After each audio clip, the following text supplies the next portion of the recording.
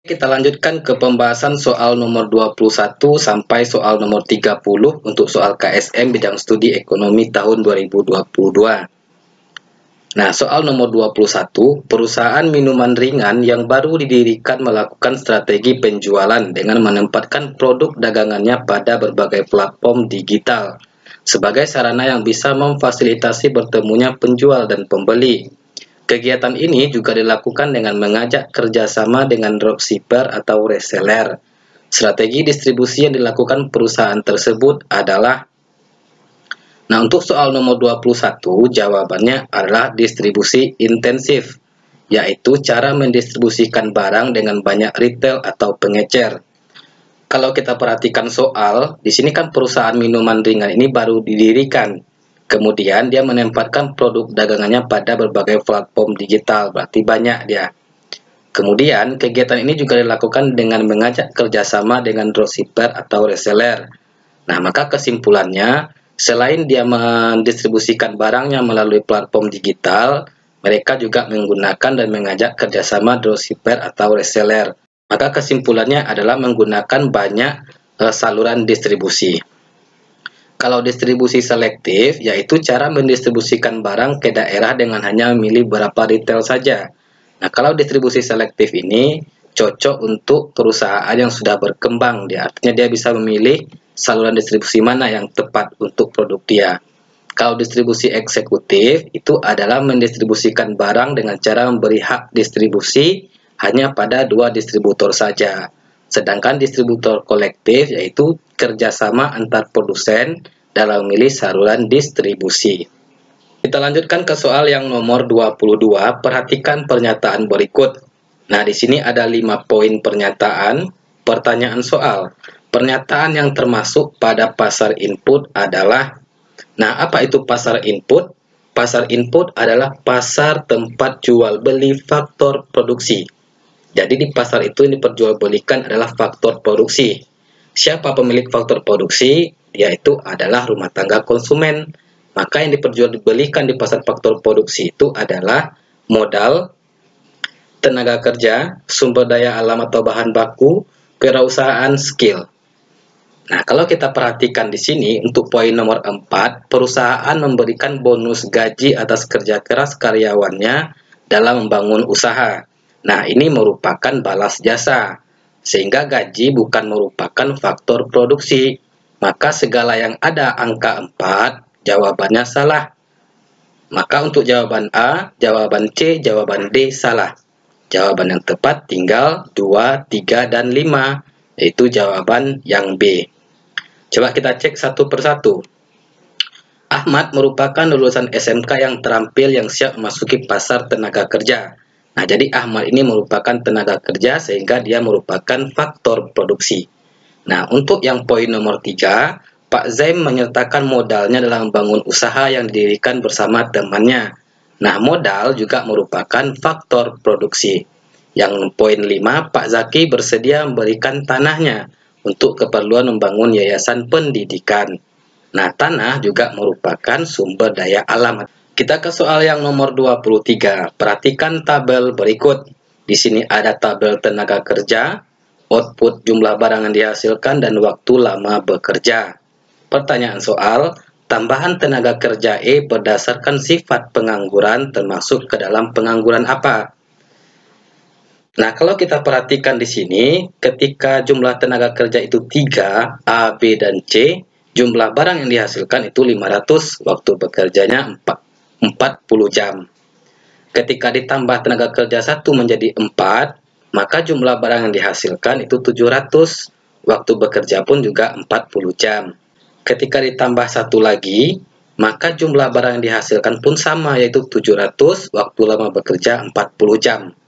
Nah, sehingga ketika ditambah 1 lagi yaitu tenaga kerja E, malah menjadi tidak maksimal.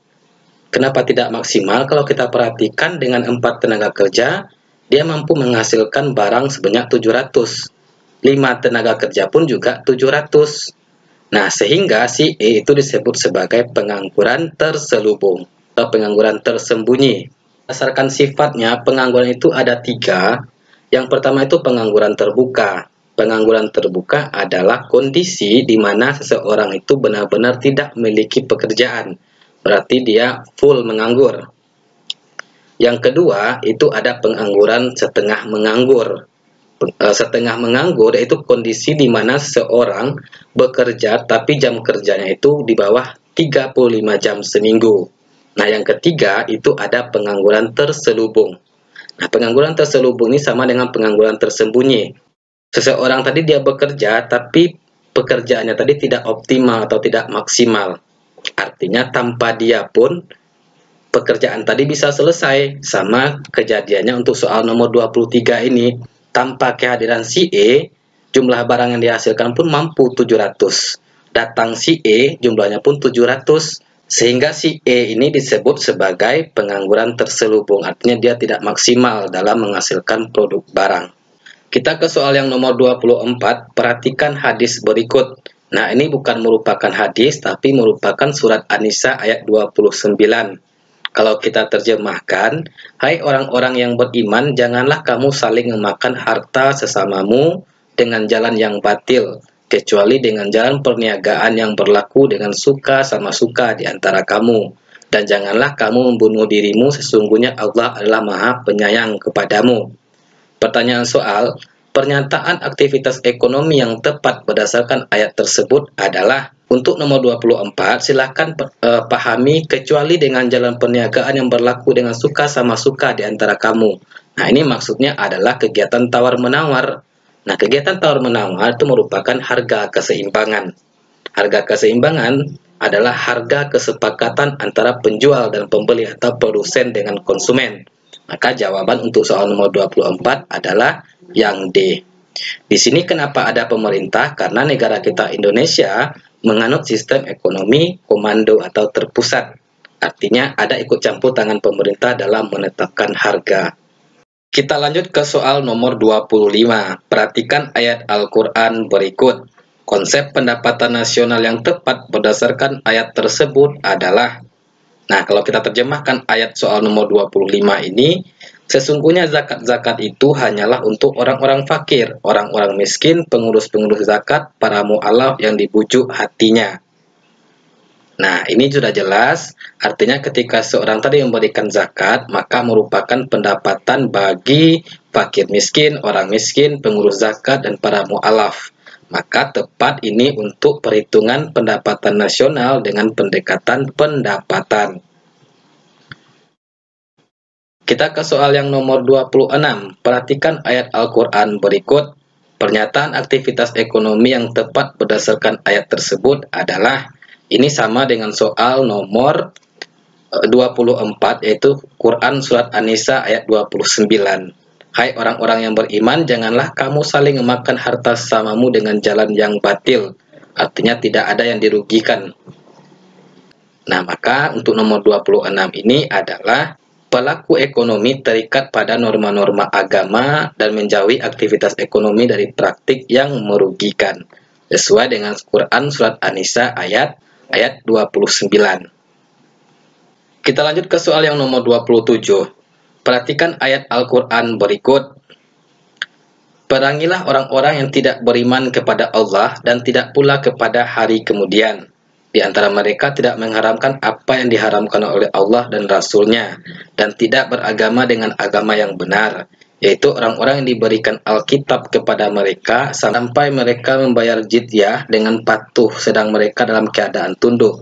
Nah, jizyah itu merupakan pajak yang dipungut kepada orang-orang non-muslim.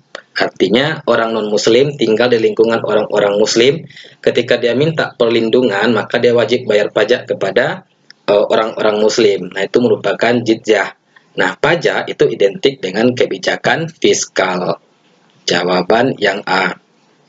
Kita ke soal nomor 28. Kegiatan perbankan yang tepat berdasarkan penggalan hadis tersebut adalah, nah, kalau kita terjemahkan soal nomor 28, simpanlah sebagian uangmu karena itu lebih baik bagimu. Nah, mana yang tepat? Yang tepat itu adalah tabungan. Kenapa tabungan? Karena deposito itu dilarang dalam Islam. Nah, deposito ini sama dengan investasi, dia mengharapkan bunga. Segala berbentuk bunga maka dilarang oleh Islam.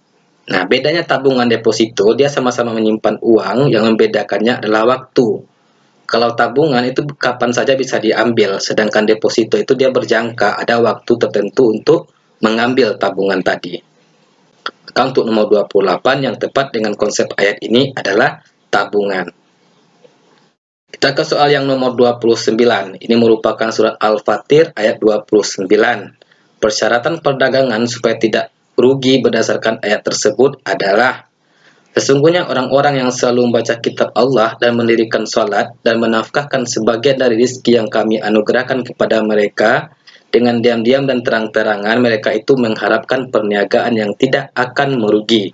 Maka persyaratan perdagangan supaya tidak merugi berdasarkan surat Al-Fatir ayat 29, yang pertama itu adalah membaca Alkitab, membaca Al-Quran, kemudian sholat, kemudian menafkahkan atau berinfak. Maka jawaban nomor 29 adalah yang C. Kita ke soal yang terakhir, soal nomor 30. Nah, pertanyaan soal nomor 30, perilaku konsumen muslim hendaklah didasarkan pada A. Kematian, B. Bunga, C. Kebutuhan, D. Asal. Nah, konsumsi dalam Islam itu hendaklah berdasarkan pada kebutuhan. Itu jawaban yang C.